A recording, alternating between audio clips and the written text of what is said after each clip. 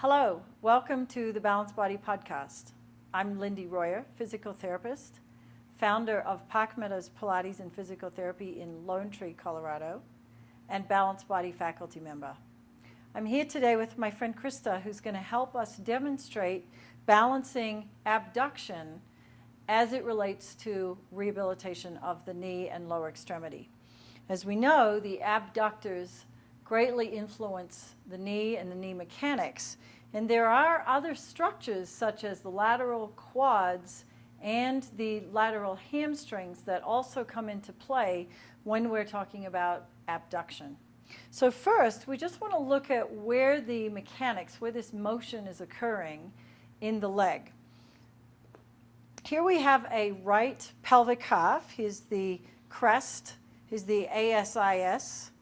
We have the hip joint here in the middle, and then we have ischial tuberosity and pubic symphysis here. So I'm just going to place this on Krista about where it would occur in her body.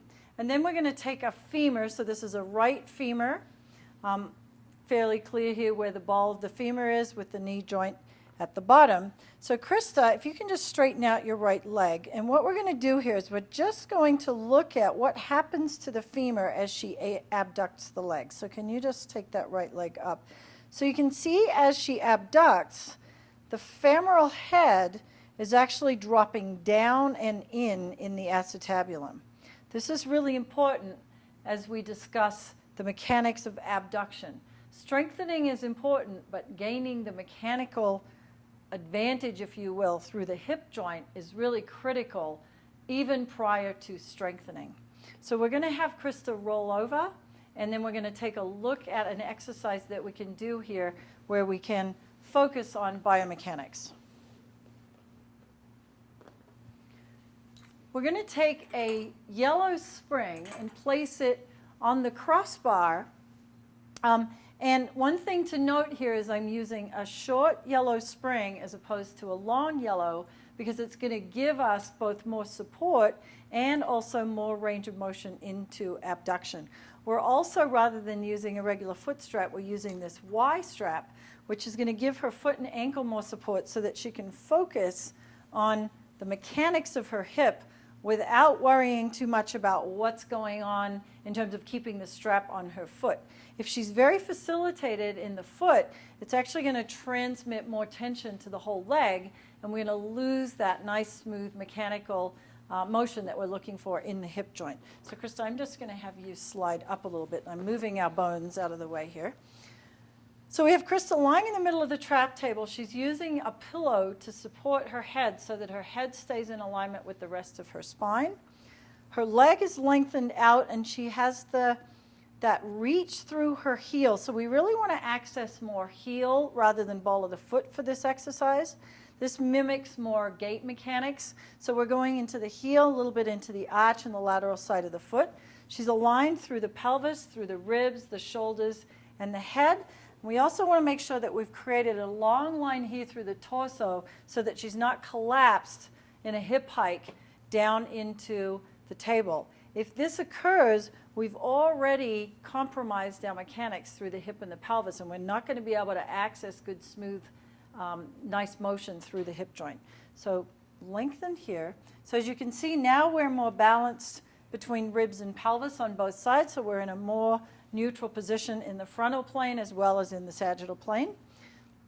Krista's going to lengthen through her leg, and then I'm just going to keep one hand on her iliac crest, and as she raises her left leg, I'm just giving her a gentle glide down and in toward her hip joint, and then we're just reversing it. We're not doing a really big mobilization here, we're just giving her a sense of the mechanics. So I'm not trying to mobilize her hip in the sense that I'm creating any amount of force at all. One thing that's helpful is when you're working on patients and students with this exercise is to make sure that they really understand where their hip joint is so that they can image the mechanics as they happen. So the hip joint itself is level with the ischial tuberosity or sit bone. So in Krista, she already knows this, but for your students, just make sure that they understand where the hip joint sits in their bodies. So now we're going to add a little bit of a variation to this. We're going to take the leg into a little bit of extension. We're going to go into some internal rotation here.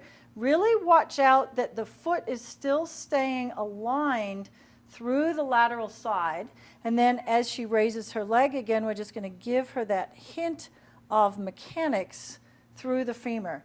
As we know with gait, hip rotation is a big component of normal gait. We go into internal and external rotation all the time with gait.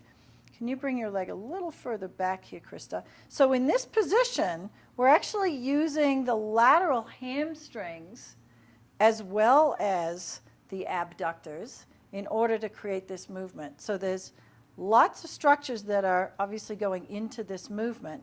Beautiful. And then we're going to bring the leg into a flexed position and go into external rotation, where now she's going to be accessing a little more lateral quads. TFL is more involved in this position. And usually there's more freedom of movement in the hip joint in this flexed, externally rotated position. So you're going to see that Krista is actually able to go into more abduction in this flexion, external rotated position.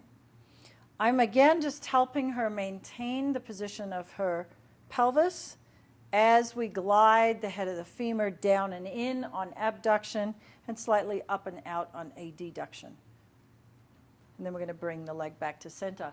Following a maneuver like this, you can then go into your normal side lying work. One thing I did want to point out is the angle here using the bar overhead is much more in line with her ab and adduction versus in the traditional position if we put the spring all the way up to the other end of the trap table. So this actually is going to be much more in the line of pull of ab and adduction, so facilitating that motion a lot more for her. You could choose to stay in this position to go into your traditional side spring work, or you could return the spring to the other end. If you're doing this as a rehabilitation exercise, I suggest that you leave it where it is. Thank you very much, Krista, and thank you for watching.